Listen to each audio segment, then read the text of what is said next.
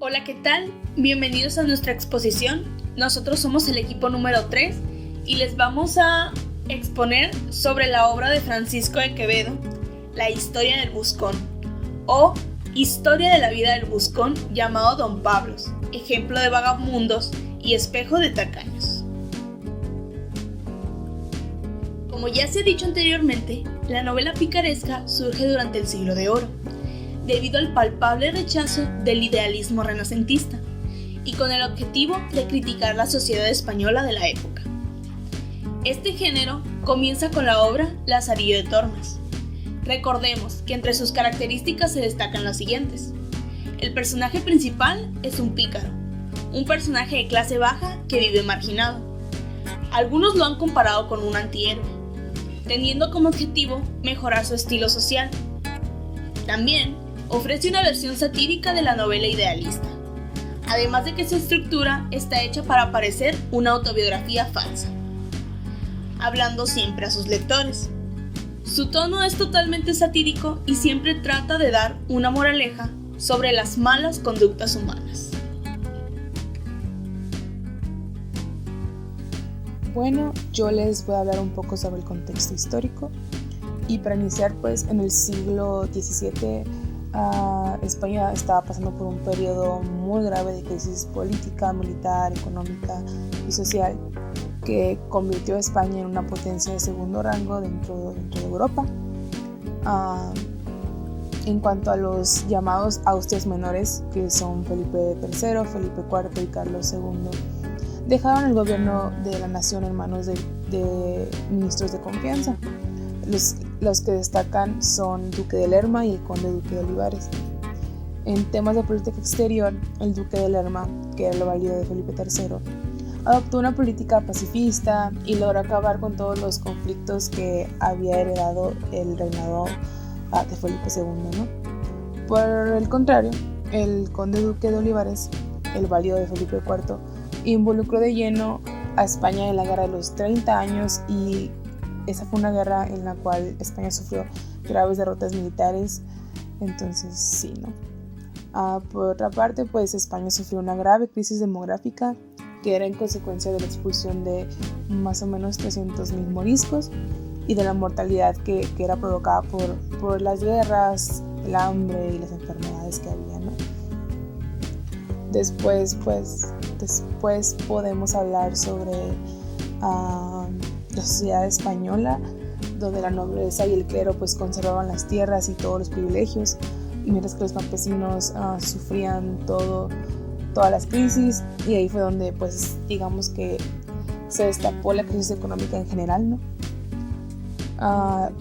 Pues también la miseria, por lo anterior que les digo, creció en el campo tantísimo que los campesinos tuvieron que mudarse a las ciudades esperando pues una mejor calidad de vida.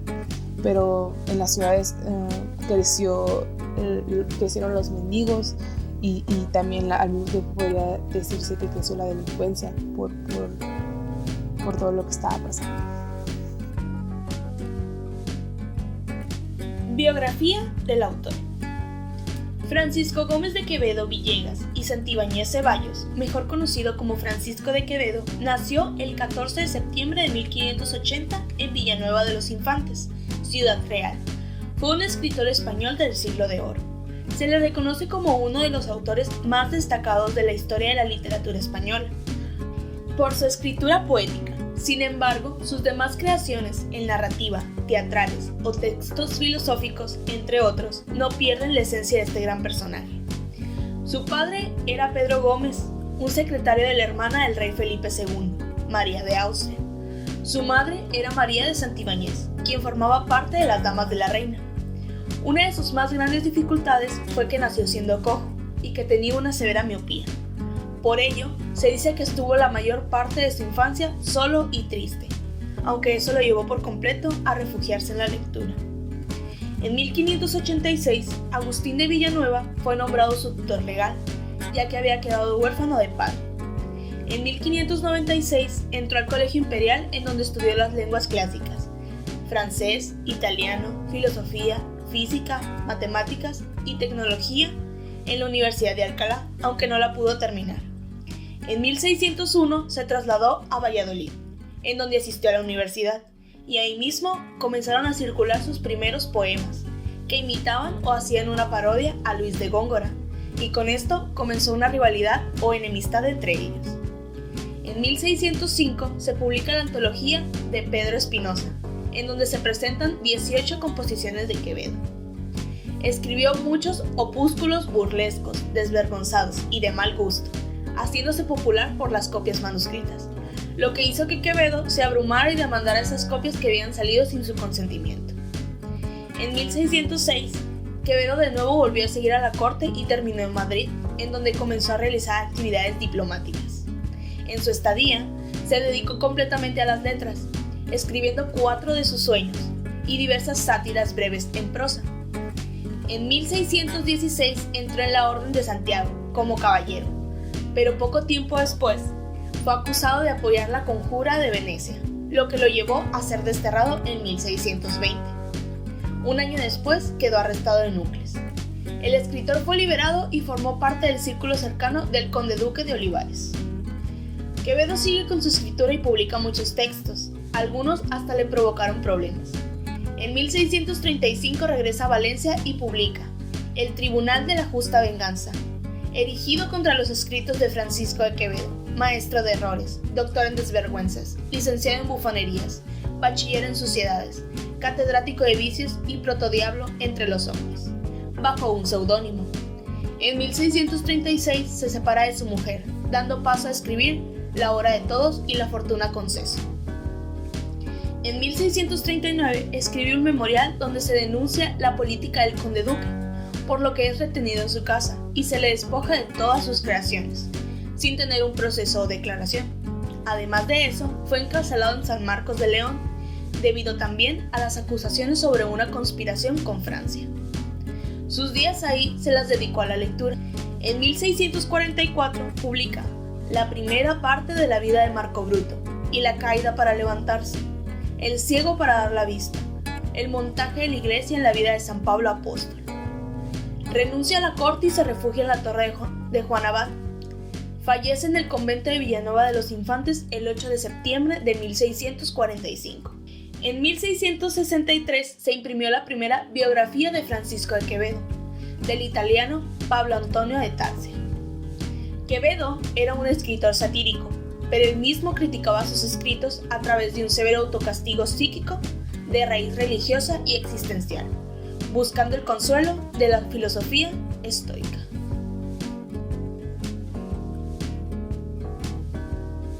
Obras destacadas.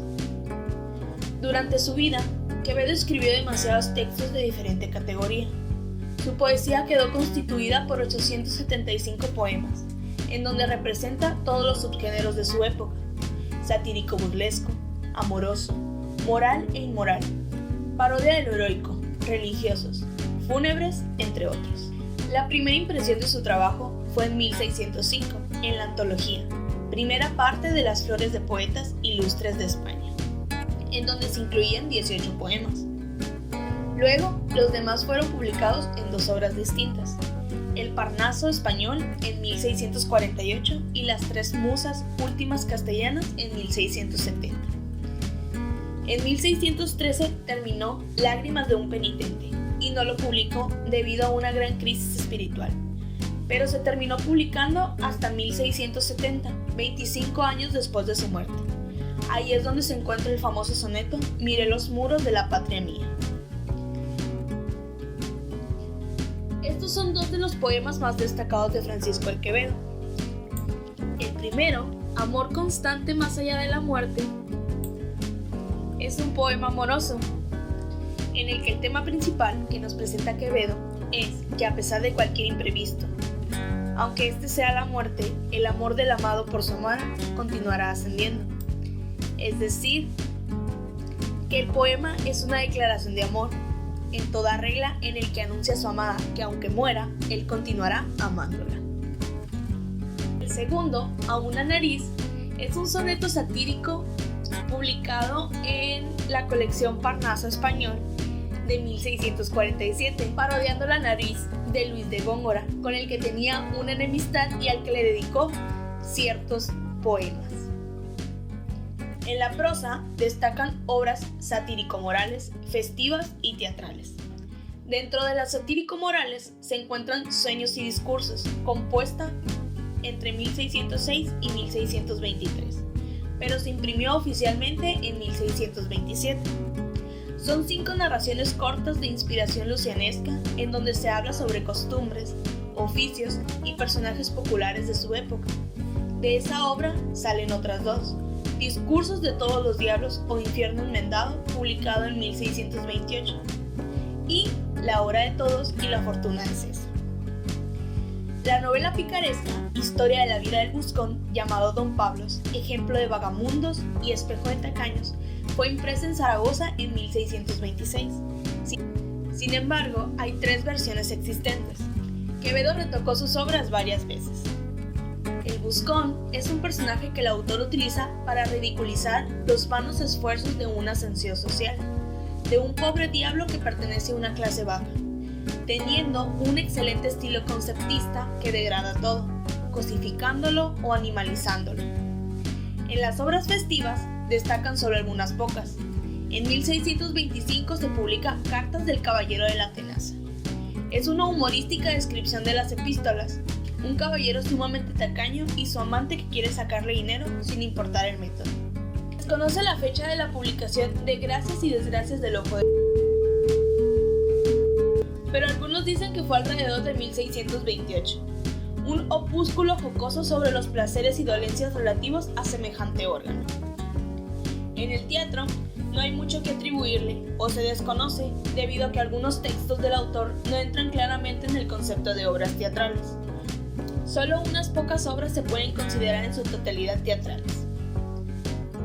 La primera, Como ha de ser el privado, y algunos entremeses como Bárbara, Diego Moreno, La vieja Muñatones, Los enfadosos, La venta, La ropa vejera y Los refranes del viejo celoso, entre otros.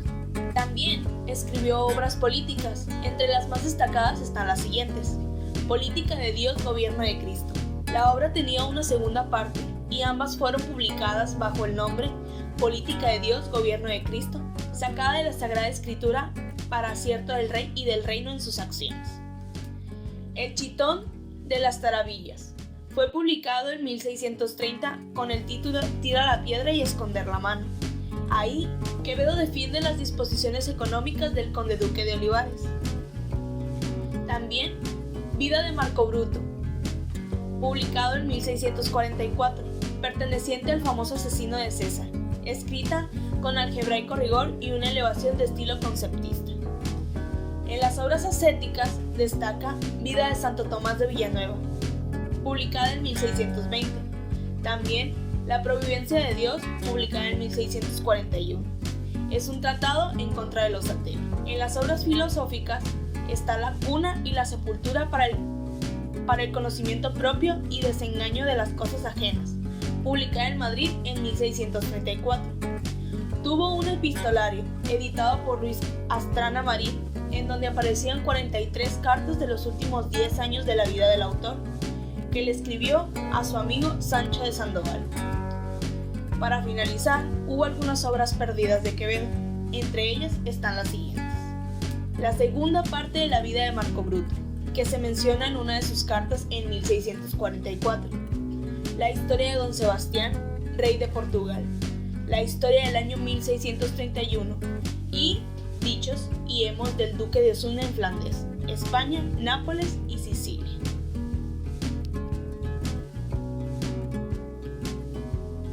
Bueno, yo les voy a hablar del movimiento literario al que pertenece el autor y primeramente voy a hablar del barroco. Y bueno, pues, ¿qué es el barroco, no? El barroco es un movimiento cultural y artístico que abarca desde la segunda mitad del siglo XVI hasta la primera mitad del siglo XVIII. Hay 3 elementos fundamentales en su estética, y estos son el efectismo, la espectacularidad y la emocionalidad. Además, el movimiento expresa una sensibilidad pesimista, desengañada, crítica y compleja. Y esto pues es debido al estado en el que estaba la sociedad de aquella época, los problemas que pasaban, esto todo desde el punto psicológico, cultural, político y económico. Sus características generales son las siguientes, y la primera es dinamismo y tensión. O sea, el sentido del movimiento, el dinamismo y la tensión es muy fundamental, ¿no? Y es que no se busca el reposo, sino que se establecen tensiones entre las formas, los sonidos, las palabras o los conceptos, ¿no? Después sería la representación de pasiones y temperamentos interiores.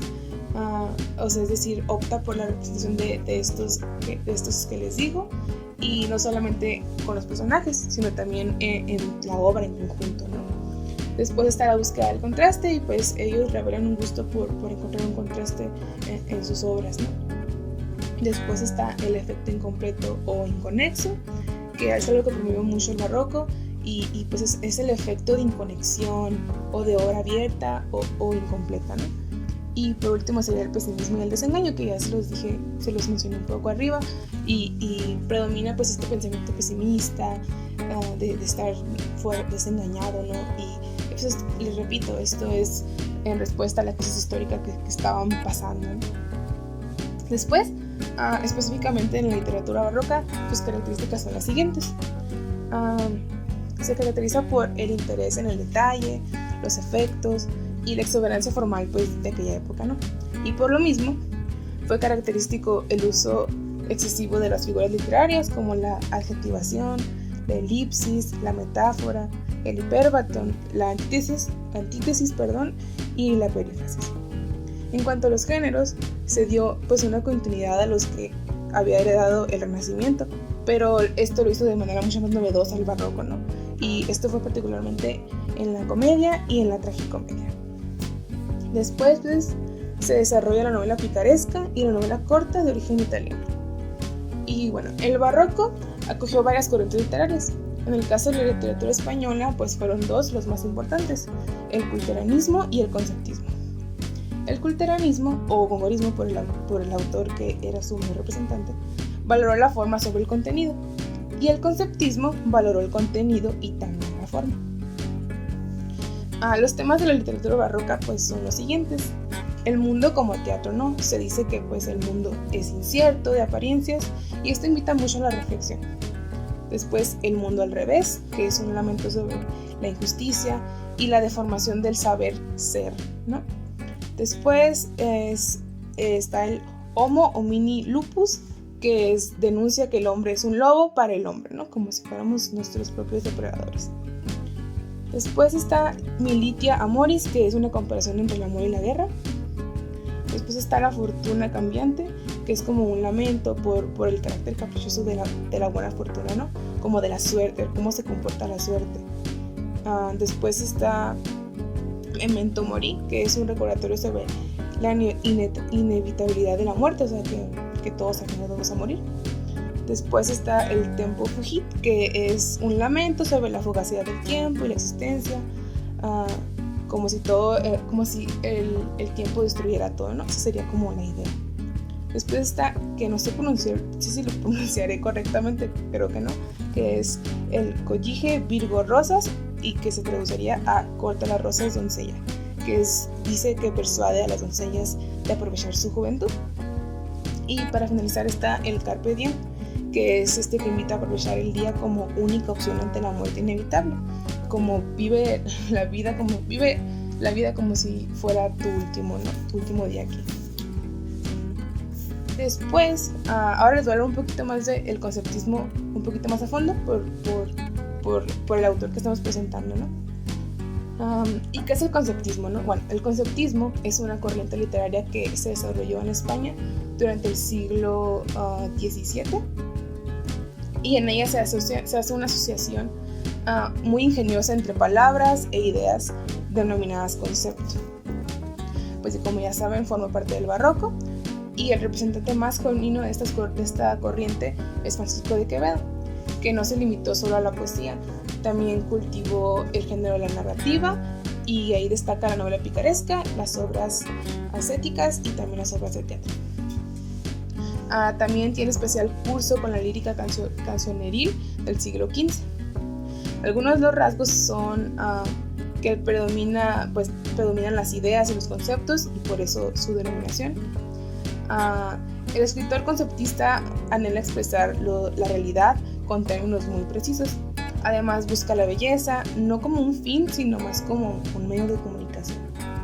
En cuanto a sus características de recursos estilísticos, utiliza las paradojas, las perífrasis y las antítesis, también los juegos de palabras y la polisemia. Y su finalidad es contar algo de manera natural, sin la artificialidad propia del culteranismo, ¿no? Que es la otra corriente que les había mencionado. Y pues el tema es la crítica social y la sátira, ¿no? Es algo que sorprende mucho a ciertos críticos, porque a pesar de ser conceptual, el movimiento muy conceptual, sigue siendo crítico y usa la sátira. La vida del buscón fue una novela publicada en 1626 que pertenece al género de la picaresca, aunque más que hacer burla a las opiniones sociales, me dio la impresión de que ridiculiza y expone a personajes en específico. Por ejemplo, se mete más con los nobles que no son dignos que con la nobleza en sí. Se mete con los clérigos, algunos clérigos como no el ideal del clérigo y de monjas, pero no con la iglesia, y por así decirlo. Otro detalle es que se puede notar que a lo largo de la obra se usa muchos juegos de palabras, así como metáforas, para dar este sentido de cómico a la obra. También se puede destacar que las descripciones, sobre todo las físicas de los personajes, es una clara intención de burlarse, porque llegan momentos en los que los ridiculiza bastante. De hecho, algunas escenas me parecían hasta un poquito grotescas, porque escribe muy bien lo que pasa y da hasta asco, de verdad. Y un dato curioso es que en 2019 le sacaron un cómic como segunda parte de La vida del buscón, que según las críticas que leí respeta bastante el estilo de Quevedo, y es a cargo de el guión es a cargo de el francés Airoles, y de las ilustraciones son a cargo del granadino Juanjo Guardino. Y se llama El buscón en las Indias, que es básicamente como termina la obra, que se va a las Indias, y pues sería con la segunda parte, y más que nada relata la búsqueda del dorado, entre otras aventuras que tiene el buscón. No, pues esta obra es como una novela autobiográfica del personaje principal, que es Pablos, que pues, básicamente cuenta todas sus humillaciones y sus intentos por alcanzar un mejor estatus económico y social, aunque nunca lo logra. Y la historia se sitúa en Segovia, que en una época en la que la Inquisición opinaba de todo, o sea, tenían la última palabra en cada cosa. Y toda la novela es narrada desde la perspectiva de este personaje, por lo tanto es en primera persona, y se divide en 3 libros. Comenzando con el primer libro, Pablos nos dice que pertenece a una familia pobre, que su padre es Clemente, un barbero ladrón, porque le roba a sus clientes mientras les afeita o les corta el pelo. Y su madre es Aldonza, que era considerada bruja, aunque en ocasiones me dio la impresión de que también la consideraban prostituta, pero más que nada bruja. Y pues todo comienza con una pequeña plática en la que el papá le dice que robar, que pues el que no tranza no avanza, básicamente le dice eso, se lo deja claro. Y sus papás comienzan a discutir, y pues Pablo, para calmarlos les dice que quiere ir a la escuela. Lo dejan ir a la escuela, y pues rápidamente se gana el favor del maestro, se sienta a su lado, lo pone a decir las oraciones y así. Por tanto, se gana la envidia del resto de los alumnos, que se la pasan poniéndole sobrenombres, molestándolo. Y en una ocasión, uno de los alumnos le dice algo sobre su mamá y Pablo se enoja y lo descalabra, le avienta una piedra y lo descalabra. Y el maestro lo castiga muy cruelmente. Bueno, no lo castiga. Lo regaña, pero entiende por qué lo hizo, entonces pues todo bien. Como que lo perdona. Y así sigue. Pablo sigue, se hace amigo de un niño llamado Diego Coronel, que es hijo de don Alfonso o Alonso Zúñiga, la verdad no me acuerdo el nombre del papá, pero pues es un noble, ¿no? El niño. Y pues dice que le comparte de su comida sin pedirle el a cambio o le compra lo que el niño quiere. Básicamente lo mima y le hace favores y así. Y pues se hacen amigos y de hecho se vuelven casi inseparables. O sea, Pablo dice que se va a jugar con él en los días libres y cosas por el estilo. Y en una ocasión tienen un festival en el que Pablo va a la cabeza por decisión del maestro, me parece. Pero va en un caballo y se cae del caballo y empieza una guerra naval. O sea, se empiezan a lanzar zanahorias, legumbres, nabos, o sea, bien ridícula la cosa. Y se supone que lo intentan detener, pero no pueden, porque varios de los que lo venían siguiendo sacaron armas tipo navajas, espadas cortas y así. Y lo intentan detener a él, pero él no tiene ninguna arma, entonces no lo pueden detener y logra escaparse. Y pues ya todo cubierto de lodo, llega a su casa, su papá lo empiezan a regañar bien feo, decide que se va con su amigo Diego, don Diego le dice, a su casa, descubre que fue descalabrado en el incidente del festival. Y yo creo que por culpa, no sé, se queda con él, decide que va a dejar la escuela, que se va a volver sirviente de Diego. Y le avisa a sus papás que no piensa volver a la casa hasta que le den permiso de ir a verlos. Y pues es así como junto con Diego es enviado como a una especie de internado de un licenciado Cabral, le llaman. No, Cabra, el licenciado Cabra, que básicamente se destaca por ser tacaño en todo, o sea, no les daba de comer bien, según él enseñaba muy bien, pero tampoco. Entonces así, era como un internado para hijos de caballeros. Y pues mientras están ahí, otro de los muchachos que están ahí se muere. Y el papá de Diego, al enterarse de esto, pues se lo saca de ahí. Los saca básicamente muertos de hambre y los deja recuperarse en su casa. De una vez que se recuperan, los manda a Alcalá, que es creo que la universidad. Y don Diego se salva de un chorro de bromas pesadas, tipo novatadas que le hacen debido a su dinero.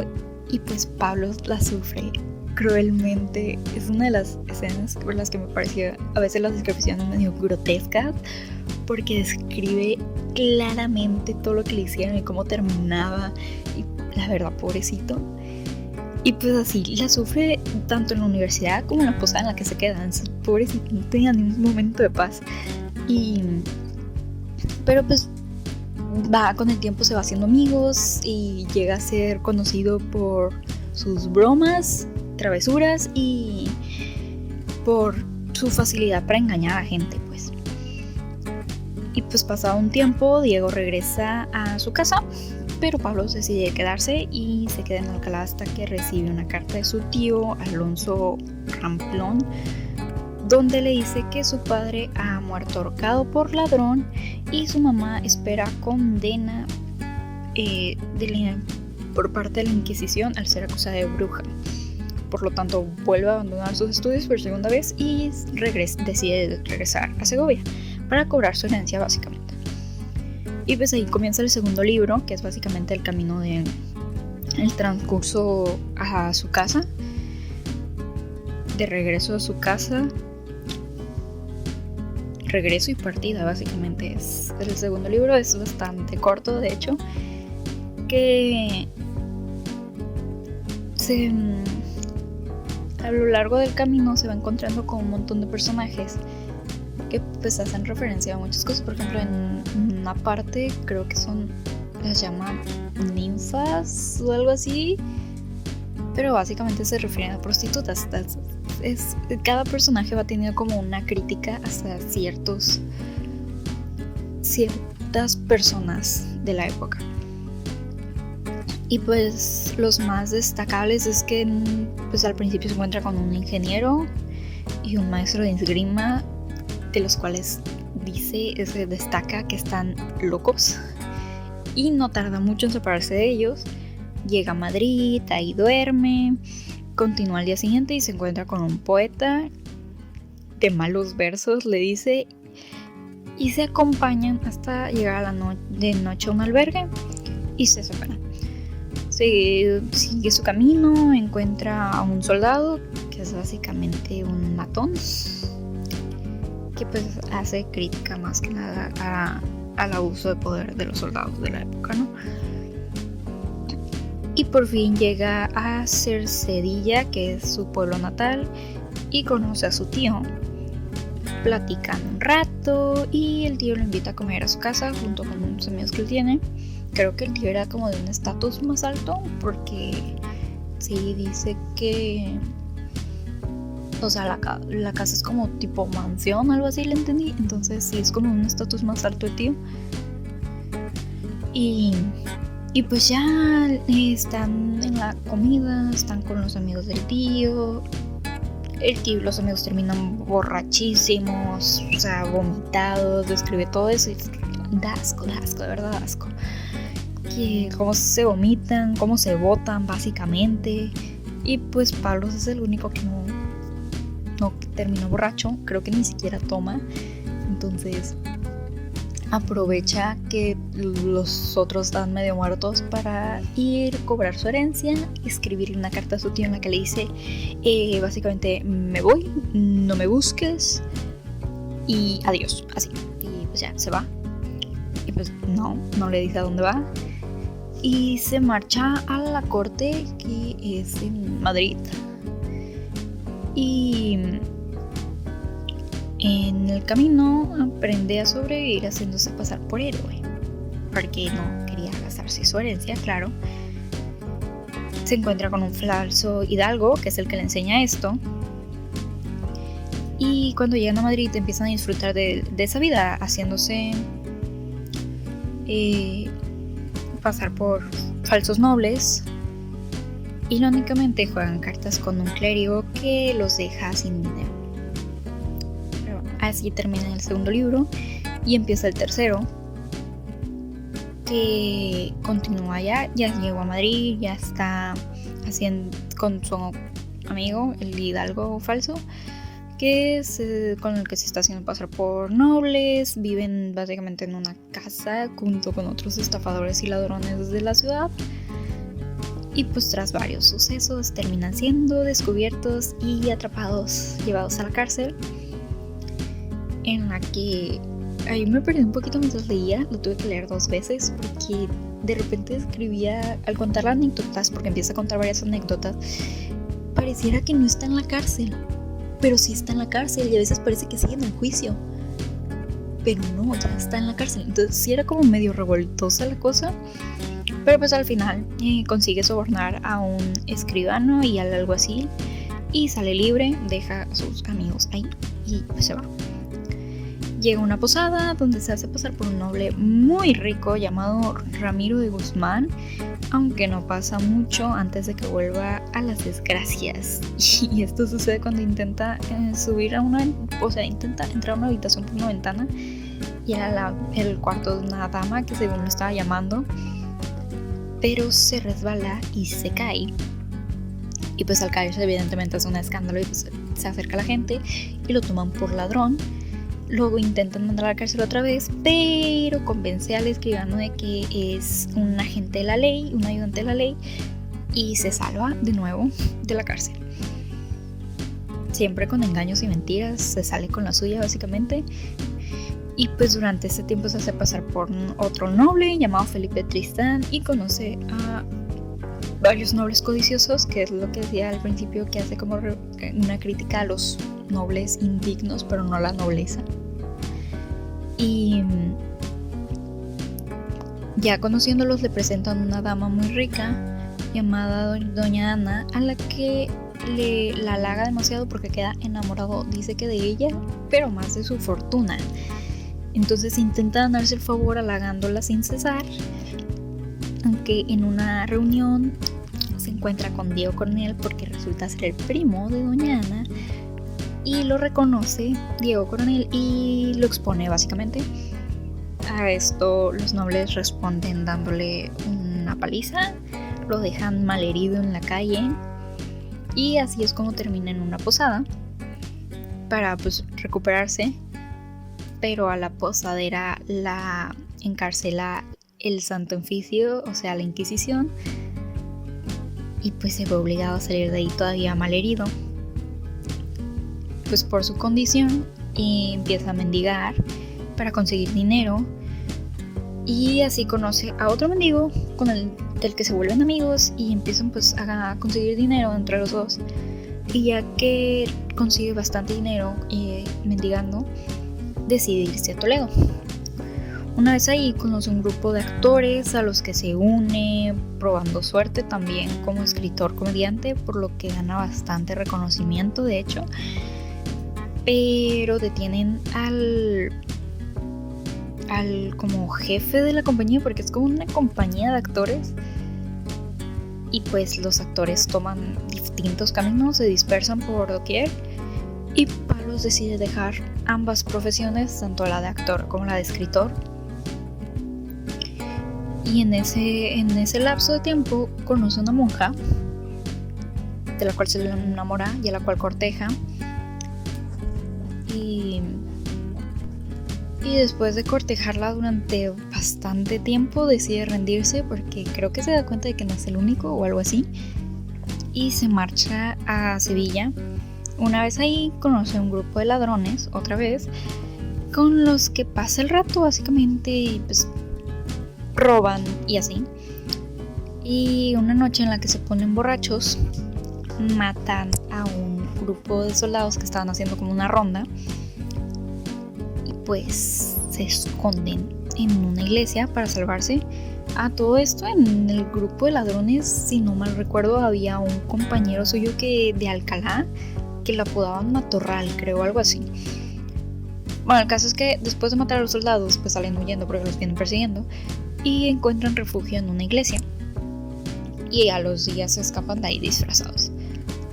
Y ya por último pues Palos se aleja de ellos y decide marcharse a las Indias, decide que puede ser la mejor opción, buscar suerte en el nuevo continente, pero según da a entender el autor, realmente no lo logra, o sea, no consigue ningún éxito, y con eso termina la obra. Y pues sinceramente me gustó, la obra va como rápida. De hecho sí había partes que las tenía que releer porque va muy rápido y a veces ni siquiera te das cuenta dónde estás. Realmente es muy muy fluida, de repente va así. Y otra cosa que me pareció interesante es que empieza dirigiéndose a vuestra merced, luego deja de hacerlo y luego vuelve a hacerlo, como si... O sea, es como... Pues el primer libro es básicamente su etapa de niño, entonces como pues él siente que tiene que dirigirse así por respeto o algo porque pues él es menos, y en el segundo libro está en el apogeo de su rebeldía básicamente, entonces le vale y no quiere hacerlo y no lo hace, y en el tercero entiende que pues no va a llegar a ningún lado así, y vuelve a dirigirse con respeto a vuestra merced así. Entonces me pareció muy, muy curioso eso. Y pues ya es básicamente todo.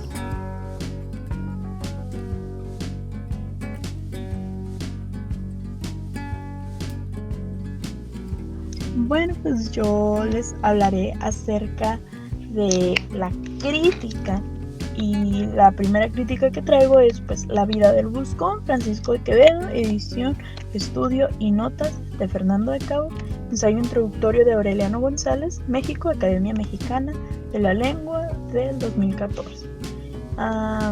Esta crítica habla acerca de algunos aspectos de la vida del Buscón, de lo que trae en sí la obra, y una de ellas es pues que a pesar de su poliformismo y los diferentes tipos de sentidos, se introduce en lo que es la tradición de la novela picaresca, iniciada en 1554 con el libro ya visto en clase, El Lazarillo de Tormes.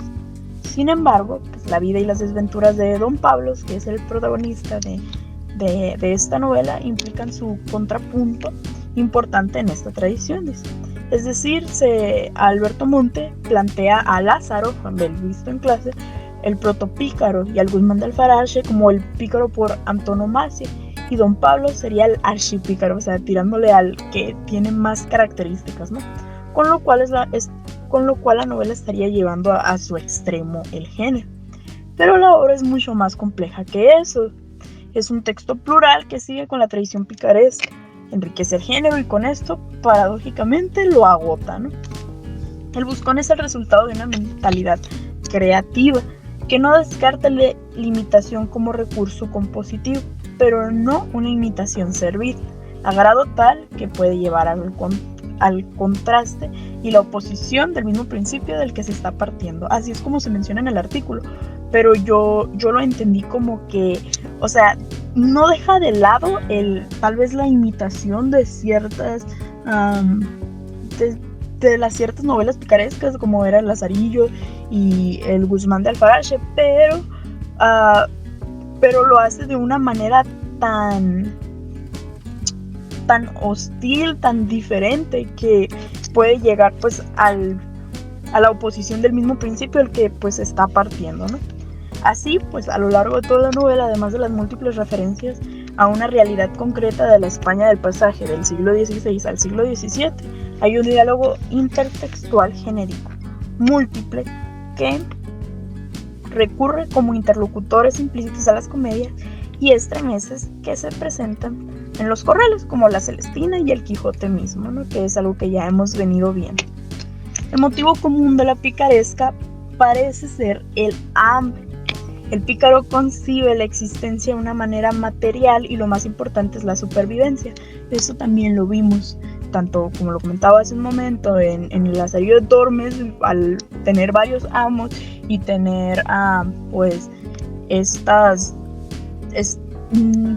tener este trabajo, pues esto que se complica, ¿no? Esta referencia, perdón. Es claro que el hombre para vivir pues necesita energía y esta lo obtiene de lo que come y de lo que bebe. Entonces es algo que se ve reflejado en pues los textos que se han visto, ¿no? Asimismo, Quevedo continúa con una tradición literaria del hambre, ya que los textos literarios reflejan las actitudes alimenticias, es lo que les comentaba hace un momento. Y al hacerlo está implícita también una reflexión sobre el hambre y el placer a comer.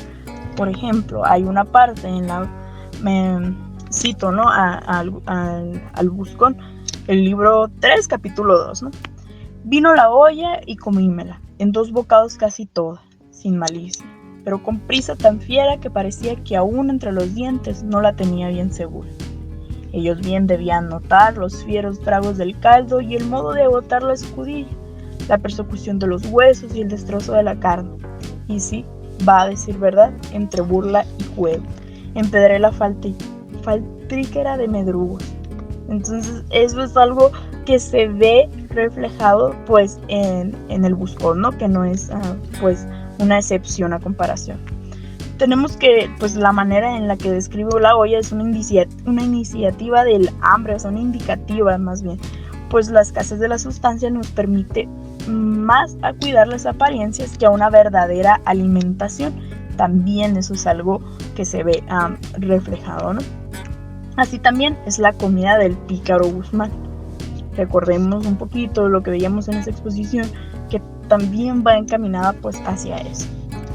La vida del Buscón pues también recoge las relaciones sociales de su tiempo, ya que discute y critica los problemas derivados del linaje y del valor social de la honra, ¿no? Creo que es algo que siempre está muy presente en los textos que hemos visto tanto el semestre pasado como en esta clase, ¿no?